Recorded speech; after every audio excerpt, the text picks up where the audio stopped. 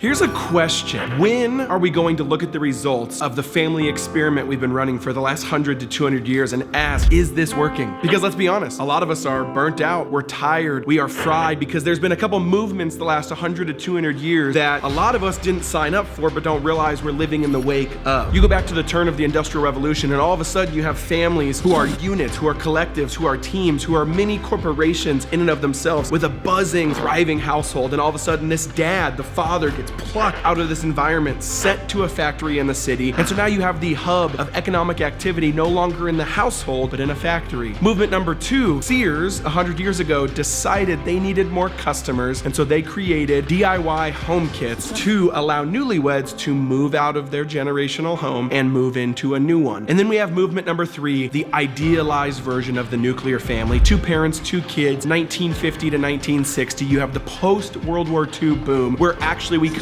afford to have the dad go off to work and the mom stay home, which is no longer a reality or possible. And on top of that, the family was no longer a place of economic activity, a place that was formationally flowing out of their vocation. But now family has become a place to be entertained and to consume. But what if there's a better way? What if there's a way to actually bring our families back to the vision that God shows us in scriptures, which is a multi-generational family team on mission? You open up to the very first page of scriptures and God has this problem he needs to solve. He created this Eden, but the rest of the world does not look like Eden yet. It's untamed, it's wild, it's chaotic. He doesn't need help, but he wants help to make the rest of the world look like Eden. His answer to the chaos in the world that needs to be brought order and fruition into is what? A family. A family, male plus female. And then he says, have a bunch of children, multiply yourselves, because this job is going to take a long, long time. That's still the mission today, that our families are created for so much more than consuming. They're created for so much more of just being a place of safety and security. They're created for going out, for building, for reigning and ruling and showing the gracious reign and rule and love of God to our neighbors, to our cities, and to each other. Do you live in that? Because that's God's design. And the truth about God's design is when we live within it, it goes very, very well for us. And when we don't, it does not go well for us.